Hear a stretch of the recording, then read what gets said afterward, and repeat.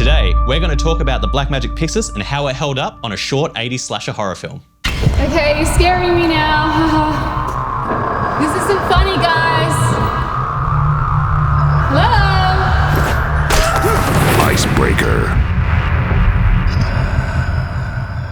Hi guys, I'm Ryan from Goodboy Media, and we were lucky enough to get sent this Blackmagic Pyxis from the team at Blackmagic Cameras. We were really stoked to get our hands on this. I've been wanting to try it for a long time, and we just got to use it on our new 80s inspired slasher film, Icebreaker, which was directed by our co-owner, Matthew Buss.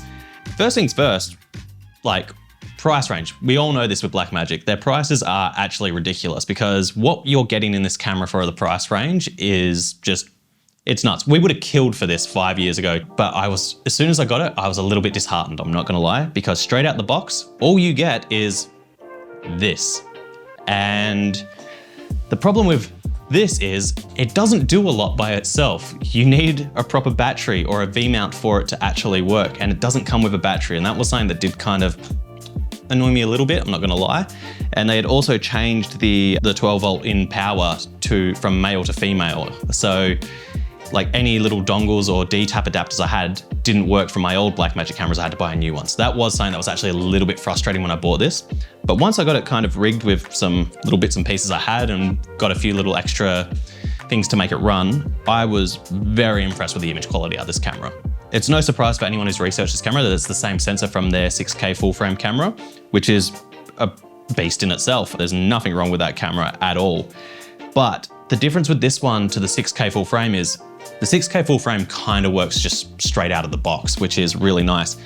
When you have to rig this, it can feel like a bit of a chore, but that's exactly why you are buying a box camera. You don't buy a box camera to use it out of, straight out of the box, no pun intended. You are getting these to build them up to be good on a full proper set. Like, you need the bits and pieces to work on this. You need a proper EVF, you need a proper monitor, you need proper V-mount batteries, you need rails, you need everything, because that's the category you've now entered. And that's something that I kind of went in a little bit naive with. I've definitely used those sort of cameras in the past, but because this was Blackmagic, I was kind of expecting maybe a little bit of that, let's just get going, and that's not what happened. So I actually found myself fighting against this camera a little bit to begin with, because I was expecting out of it something that it's just not what it is. That's the thing, if anyone is in the market for this camera, do your research and know what the tool you're actually buying. I know there's constant debates between the Blackmagics, the A7Ss, the Canons. You actually need to find what the tool is that you're getting. If you're just someone who hasn't got a whole heap of money and you are looking for something multi-purpose, a DSLR is actually probably a better fit for you.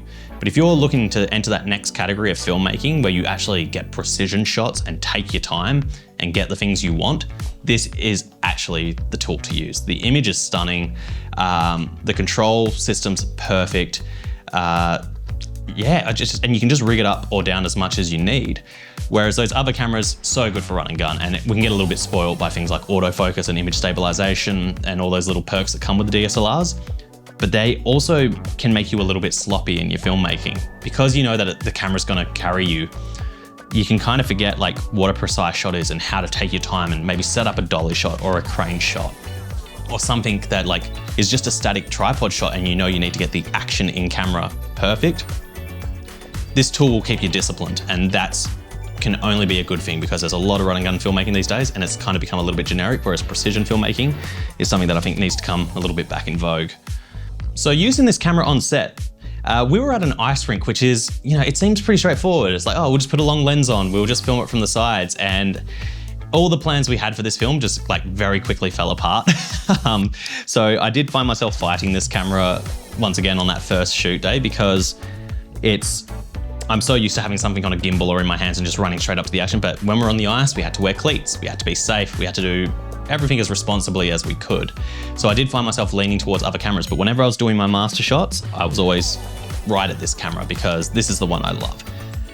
In saying that, on this shoot, we did have, it didn't start this way, but because of our busy schedule, I ended up with a co-DOP on this shoot with Chris Nixon, who did a fantastic job, and he was manning this camera quite a lot. And it made me laugh because this is not the sort of tool he's used to working with. He's very used to just very used to working with the Canon family of cameras, and he's very comfortable there. But I found him the more the shoot went on, the more he started really wanting to gravitate towards this camera, which actually made me laugh. I think it's one of those things where it's as I was saying before, on a first glance, it's maybe not all you expect it to be, but the more you use it, the more you kind of fall in love with it. The only thing I did not fall in love with this camera, this is the thing that probably annoyed me most, is I've got monitors, but they're all HDMI. This only has an SDI port. So I was constantly having to use this little side screen, which I'm not gonna lie, I absolutely hate that it's on the side, but I also know, once again, this is a camera that's designed to be rigged. This is more for a focus puller or an AC. This is not the main monitor they're expecting you to use. It's kind of a luxury, if anything. So I think that's something that once I accepted and it was all good, I was like, okay, no, this is because you're not prepared, Ryan. This isn't because the camera's bad. So that's something also to keep in mind. But if you've got this on a gimbal or you want to keep it rigged down, that could potentially be a problem. So that is something worth just being aware of. That's the only little sore point on it. But apart from that, we've got the camera in the can. I've been having a bit of a play with the grade. We've been using Dehancer lately, which, oh man. Dehancer is a film emulation color grading tool, which I came across very recently, but as soon as I started using it and started applying it to especially the Blackmagic footage, everything looks so damn cinematic. It's ridiculous. I hate that I haven't had that tool earlier because I've been trying it on all my other old films now, and I feel like all my old films look like crap now.